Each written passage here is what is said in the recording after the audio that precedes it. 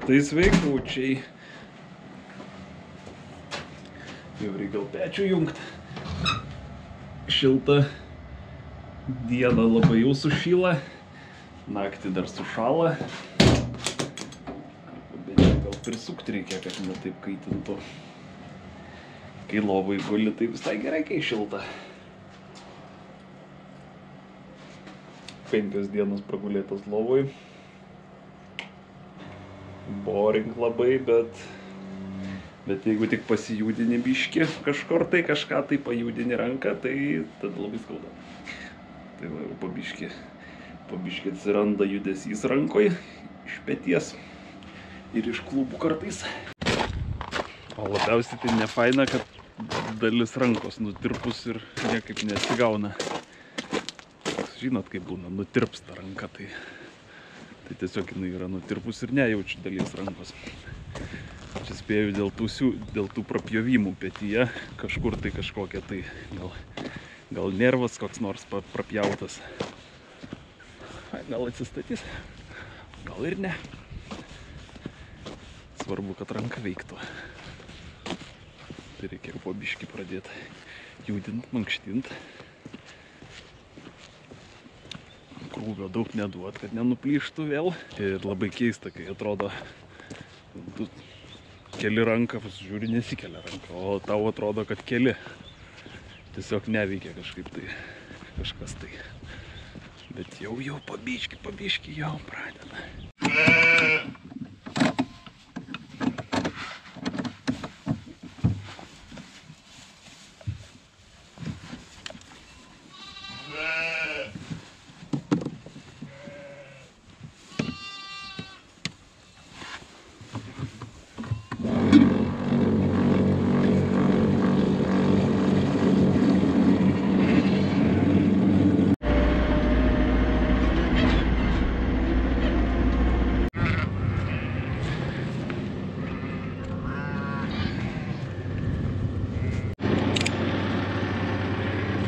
Reikia viską dabar su kairė ranka daryti, tai labai sunku.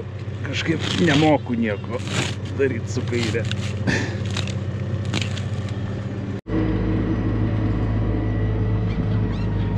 Šieno liko nemažai, tai šieno tiesiog taip va, metu. Kiek suvalgo, tiek suvalgo, nes nelabai šieno nori. Sutripia ir bus trąšos. O šienainį tai kapoja kaip turi būti. Vežuosi į vieną pusę porą rulonų, kitom avim.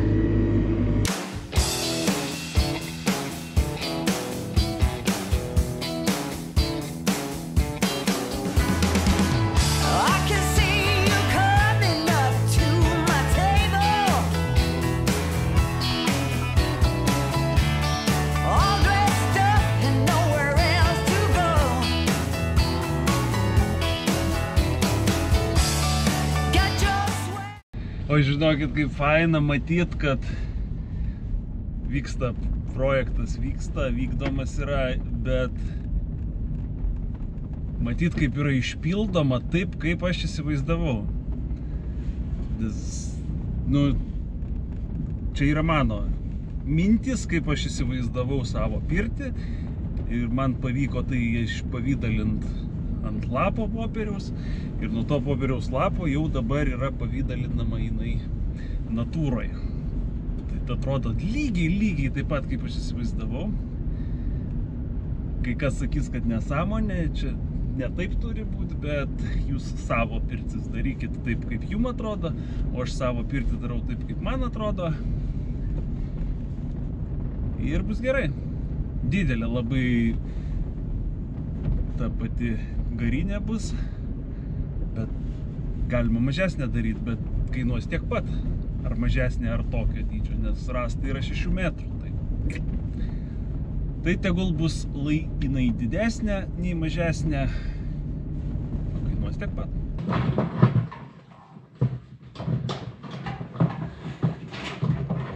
Dvi naujienas turiu. Vieną gerą, vieną blogą. Bloga ta, kad pardaviau purkštuvą, net skelbimo neįdėjęs. O gera ta, kad pardaviau purkštuvą. net skelbimo neįdėjęs. Liko rankeną atiduot. Ir viskas, ir lieku be purkštuvo. Šiemet nei purkščių, nei trešių, nieko nedarysiu.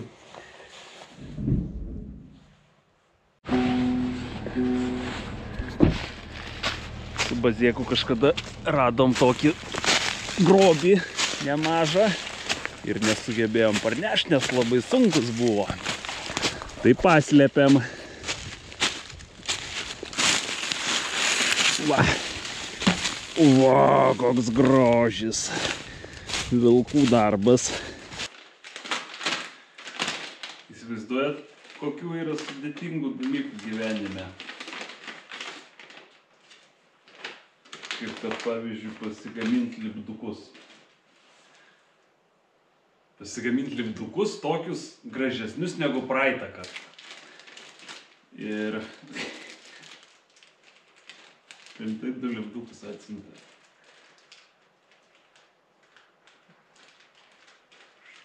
Nesupratau, už 30 eurų 2 lipdukai išėjo. Gal čia ne šitie lipdukai. Tai žodžiu, pats sudėtingiausias šių metų darbas kol kas yra tai pasigaminti lipdukus.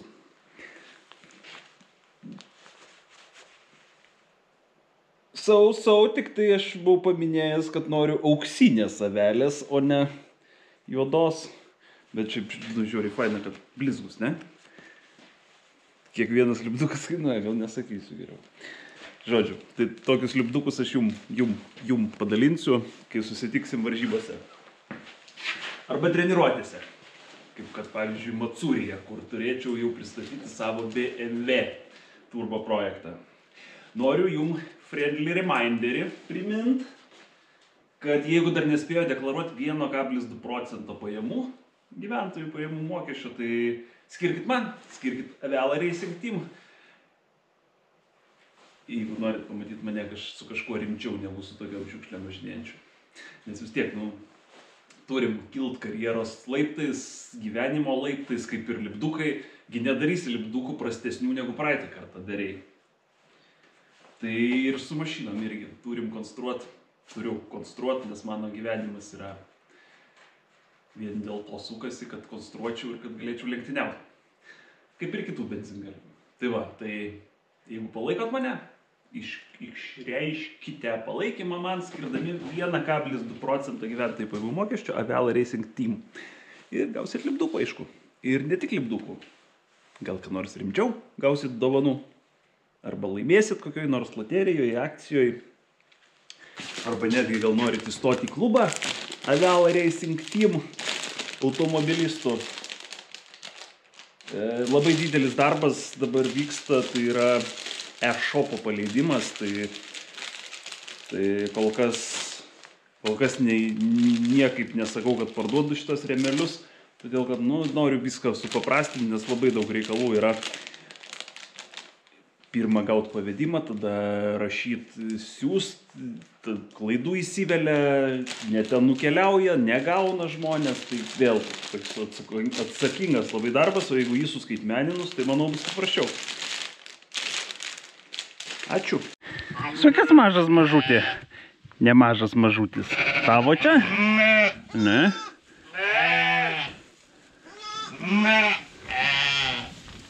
Čia irgi ir netgi tokia atsivedė, va, jau spritnas toksai. Vieną atsivedė, bet nukrito, nesugebėjo jį žiūrėti. Tiksliau taip žiūrėjo, kad net valgyt nedavė. Čia negi tu 2 turi, tokia maža ir 2 turi aviokus. Utiutiu, kokie mažiukai. O lovoje atsibodo jau gulėti nebegaliu, jau net šonų skauda kiek. Už 10 metų atsigulėsiu dabar čia prieš šitas savaitės kelias lovoj. Bet ką daryti, išeini ratais, pavaikštai biškį. Ir eini vėl gult. Kažkaip tai. Visgi atrodo tokia smulkmena, ten truputėlį pakrapštė, pasiūva, ten truputį vieną varščiuką į kaulą įsuko. Ir o tai kas čia tokio, o pasirodo yra reikalų.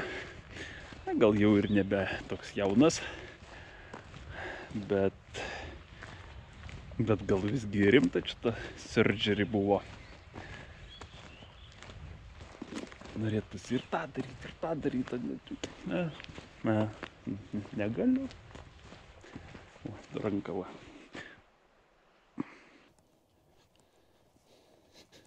Kadangi esu neįgalus daugiau nieko dirbt, tai einam apžiūrėsim laukus, kaip jau pražiemojo, nes jau galima sakyti, kad tikrai yra pavasaris, žiema baigėsi ir šitą laukų apžvalgą jums remia Bioversijo.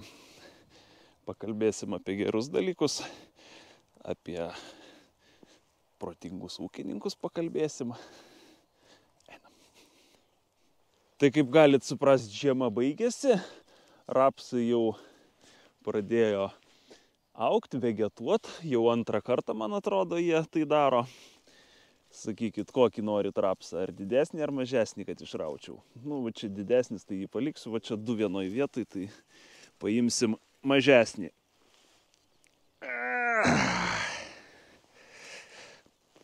Atsiprašau už savo skausmus.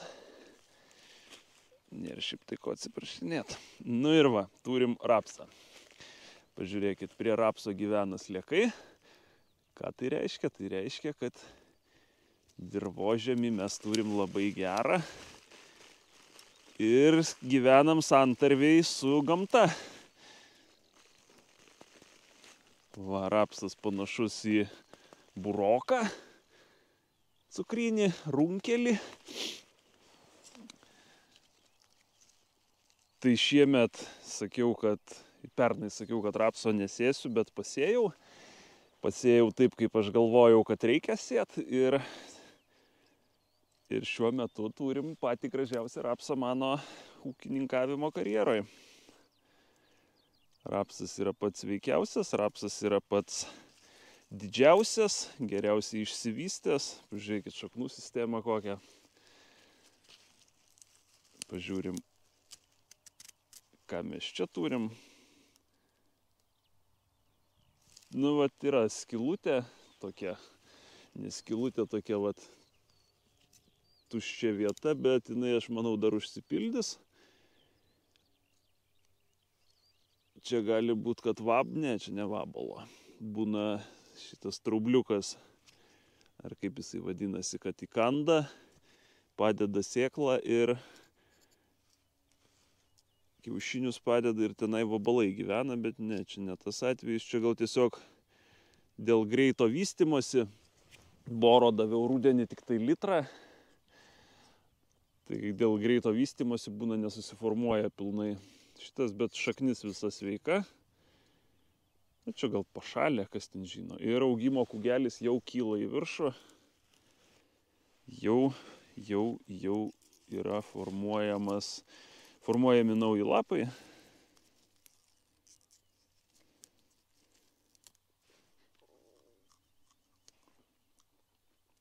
Skonis kaip paprasto kopūsto. Gerai, rapsas gražus. Labai smagu, kad vat prie šaknų gyvena sliekai. O tai reiškia, kad mano technologija taikoma veikia. Nes vadinasi, sliekai turi maisto, o sliekas dirvoj tai yra labai geras dalykas, iš tikrųjų. Nes kolūkis sakydavo, kad negeras dalykas, kad reikia salietros duoti, kad išnaikins sliekus. Bet pasirodo, kad ne. Pasirodo, kad reikia sliekų. Ir šitam lauke rapsų ir panaudota kiek 400 kg į hektarą MPK trąšų. Tai yra šiaip tai daug, bet iš kitos pusės nedaug. Kaip kiti ūkininkai ūkininkauja, tai nėra daug. Ar kaso duosiu, tai kaso manau, kad duosiu rapsui. Ir kai tik tai galėsim su purkštuvais išvažiuoti, dėsim grau, kad sliekai dar būtų laimingesni. O kai sliekai laimingi, kai dirvožemis laimingas, tai ir augalai laimingi. Kaso daug neduosim, po 200, o grau po 100 į hektarą mililitrų. Ir viskas. Ir nebent tada labai stebėsim vėlesnėje stadijoje, ar nepuola mūsų vabalai ir lygos. Bet manau, kad neturėtų būti labai didelės problemos. Čia mes nesiekėm 6 kokių tonų, auginam kiek bus tiek. O paskui tiesiog, čia nedidelis laukas, o paskui finalę suskaičiuosim ir pasakysiu, kiek pralošiau iš šito lauko. Arba kiek išlošiau, jeigu įvyktų stebuklas, bet kol kas su rapsais taip, kad tik tai pralošinėjama. Todėl, kad aš ūkininkauju nederlingose dirvožemiuose, nuo labai nederlingų iki vidutiniškai nederlingų, tai čia ne rapsam augint pasirodo ir nekviečiam šitie dirvožemiai mūsų tinkami.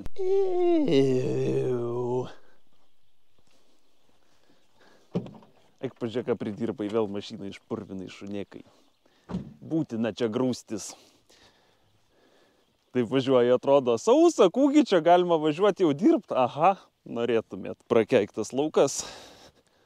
Einam, paveizuosim. Atrodo, šiaip tai visai, žinokit, kviečiai. Taip labai netgi optimistiškai nuteikia vaizdas, kurį matau. Peržiemojo, piktžolių nėra. Biški va pakandžioti galai patys šalčio, bet iš esmės tai labai gražiai atrodo. Gal kai kam, kas įpratę vykdyti didelius tręšimus, sakys, kad bet atvažiuokit, pavažinėkit po rajoną, po apylinkės, tikrai pamatysit, kad čia prie tų gražesnių javų yra mano javai, kviečiai. Tai va, ten matot, va, šlapia yra baisiai, bet čia kadangi nemelioruota žemė, tai čia kitaip ir nebūna niekada. Ten matot, gervės klykauja, ant bazo rėkia. Tu neik bazai niekur toli, gerai? Galit pasiklausyti biškį gamtos, gerai?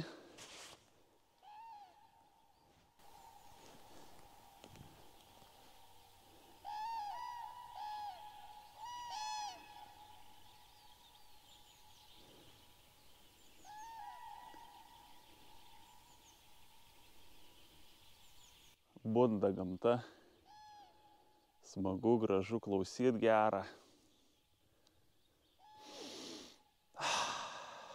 Įkvėpt, pajaust, pamatyt. Net čiurpuliukai nuėjo per kūną. Gerai, atsistojau ne pačioj geriausioj vietoj, bet kaip visą laiką rodom teisybę, o ne kažką tai kažkam bandom primeluot, kad mes čia 6 tonas kulsim. Aš čia nesiekiu 6 tonų, nesiekiu net gal ir 5. Tiksliau, nesitikiu, nes aš šiaip gyvenime stengiuosi nieko iš nieko nesitikėt. O kai nieko iš nieko nesitiki, tada ir nenusivili. O jeigu čia prikulsim 5 tonas, tai džiaugsimės. Tai va, turim kviečius tokius. Šaknų sistema tikrai yra įspūdingai gera. Biškį nuplyšo jau. Ta prasme, į šitą dirvą tikrai mes dar 2 savaitės nevažiuosim, todėl kad, yra purvas, yra dar ne dirva. Baltų šaknelių kviečiuose dar nelabai matosi, va viena matosi. Tai kviečiai dar nepradėjo vegetuoti stipriai, jau kažkiek tai vyksta, dirva yra šalta, dar iki 5 laipsnių nesiekia tikrai temperatūra dirvos. Išsikrūmijimas tai yra, ką mes čia turim, 1, 2, 3 stiebai suformuoti, čia yra 1, 2. Tai olgot. Šitam lauke, čia prakeiktam lauke, atkeiktam lauke, atsiprašau. Mineralinių trąšų niekada nenaudojau. Pernai kaso išlaisčiau ant rapso, bet taip ir nieko rapsas ir liko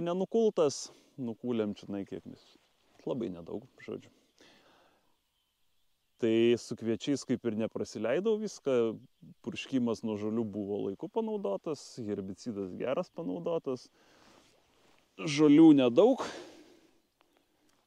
buvo, bet jų buvo, ta prasme, ir čia, kadangi 30 plus metų buvo nedirbama, nešienaujama, tai žolių mes turim tikrai labai daug ir reikės antrą purškimą garantuotai padaryti. Be klausimų jokių. Dėl trąšų dar neapsisprendžiau, galvoju, gal ar duot 200 kaso, ar neduot. Bet pagrindinė mano motivacija, kad neduot. Todėl, kad aš galiu sau leisti eksperimentuoti šitam gyvenime. Todėl, kad gyvenu savo gyvenimą ir gyvenu jį tokį, kokį noriu. Tai šiemet noriu iš vis nenaudoti jokių trąšų mineralinių, nei kaso, nieko.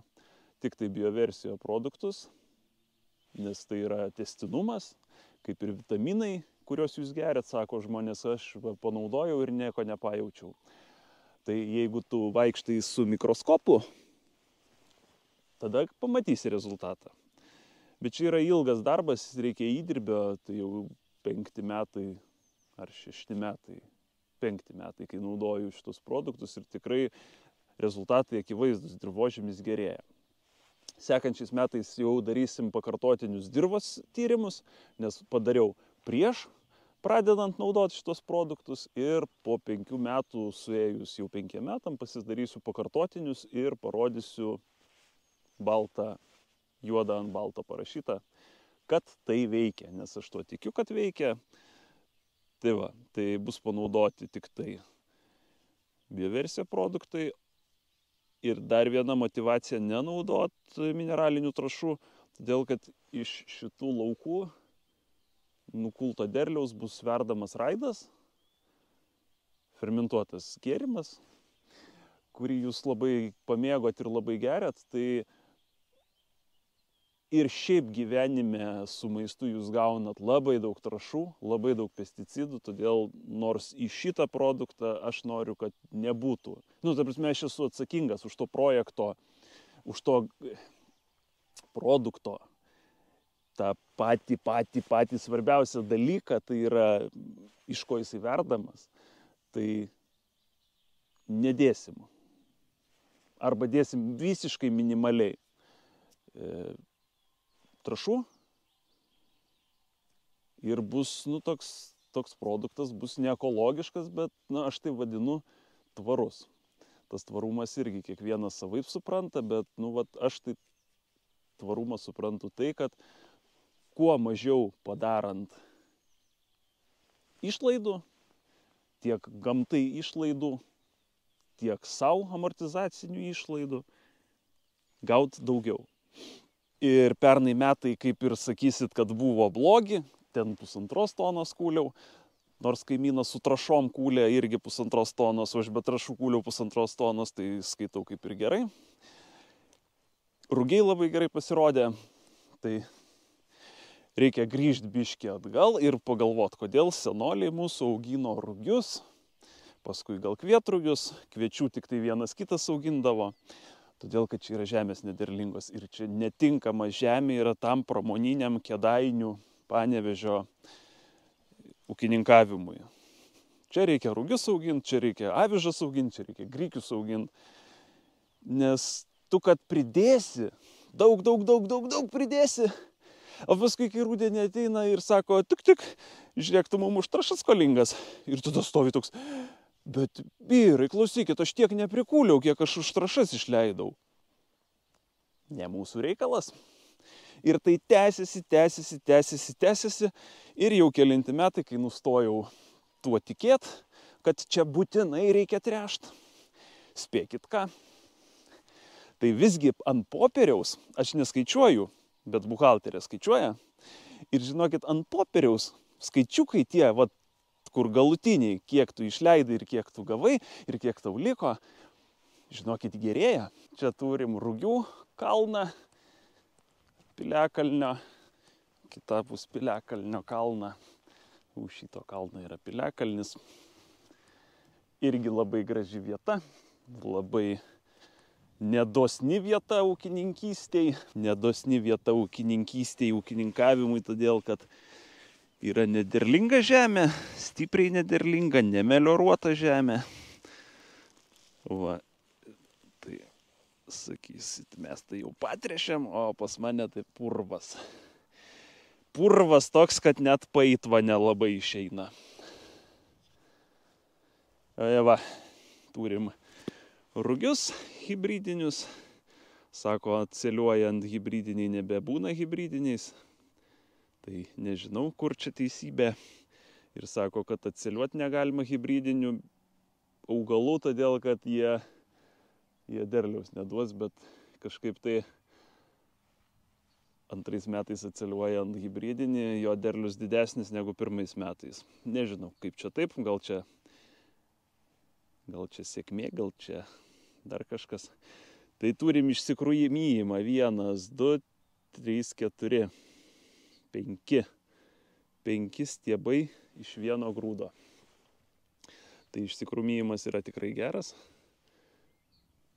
O 6 yra 6 stiebai iš vieno grūdo išaugo. Šaknų sistema labai gera. Šaknų sistema yra didesnė negu lapai. Tai mes to ir norim, aš to noriu. Šaknis suvalgo daugiau negu lapai. Mano žiniom, tai mums viršutinė dalis augalo, kad jinai ten lapyje labai didžiulė bus, tai nėra tiek svarbu, kiek yra svarbu šaknys. Sveikos, stiprios, ilgos, storos, dailios, šmaikščios šaknys. Sako dar kai kas, kad minimalus žemės dirbimas dirvą sutankina, tai nesakyčiau, kad sutankina. Aš tiek nedirbu su lėkštėm. Aš su lėkštėm dirbu va tiek, o šaknis, kaip matot, va kiek dar. Ir nuplyšo galas dar, žinokit. Tai tikrai nėra. Rugiai tikrai negaus nieko, apart bioversijo grau. Ir dar vieną žegnojimą gaus ir viskas. Ir rugiai tikrai bus, gal kaip pernai 5 tonų nekulsim, nesgi taip nebūna, nieko neduodant, gauti 5 tonas, bet pasirodo ne šiaip sau senoliai rugius augino pas mus ir tikrai džiaugdavosi derliais. O ir dar primetus tai, kad niekur vežti nereikia, o prie pat yra spirito varykla, kuris superka, tai atrodo, kad kvietys brangesnis, bet tu gauni rūgio daugiau tonų, ir vežti niekur nereikia toli. Tai kaip ir manau, kad čia turėtų būti mūsų laimės receptas. Iš šitų gražuolių jums bus išvirtas irgi raidas.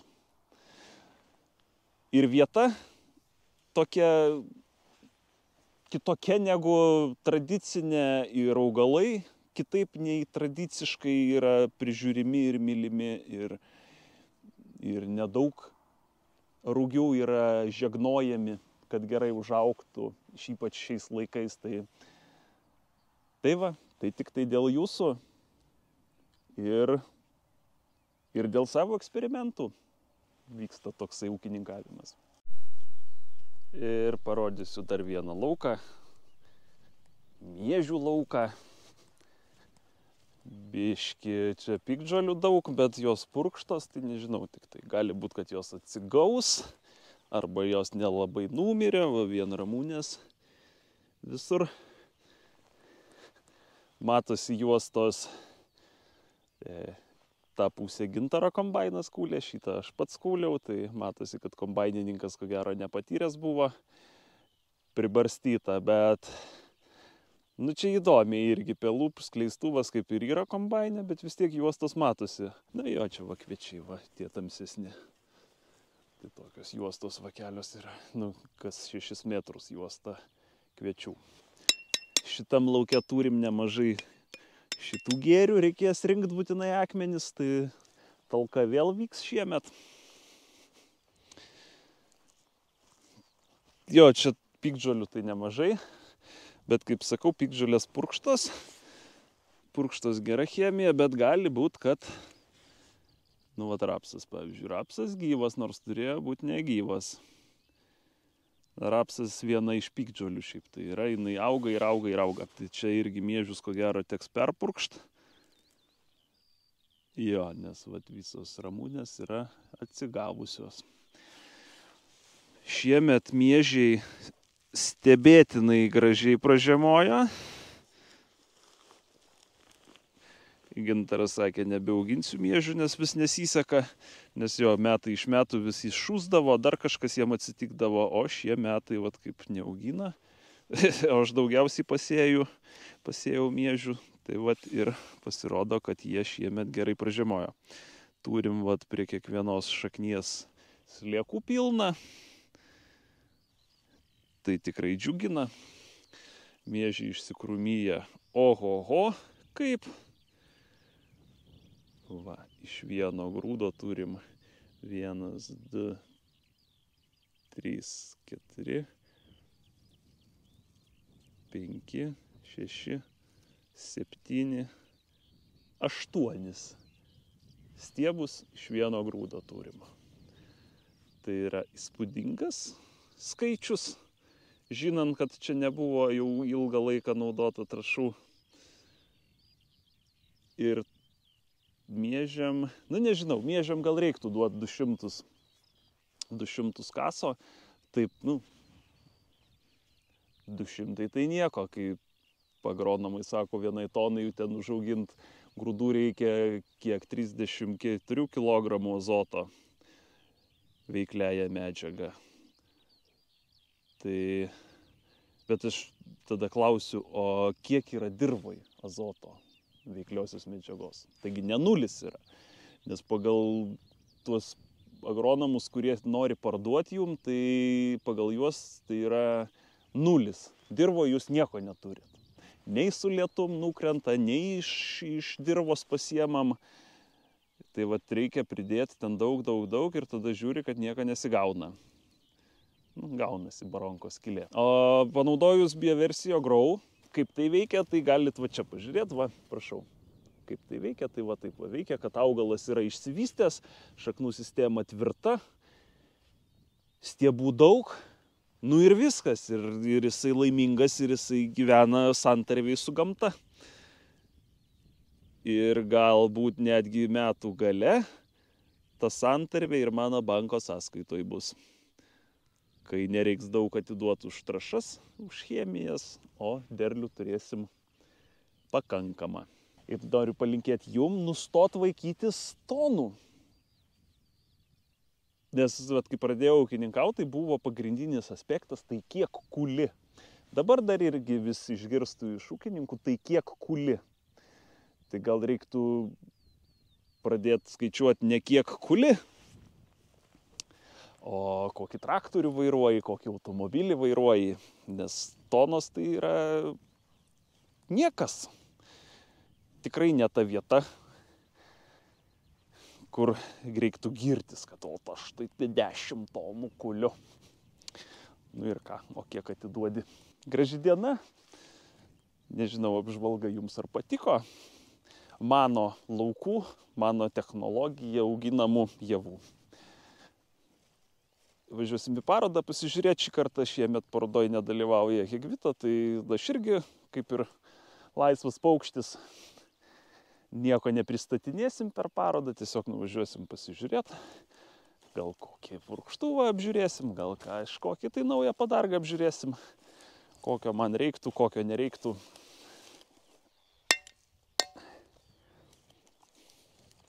Tai tiek tam kartui.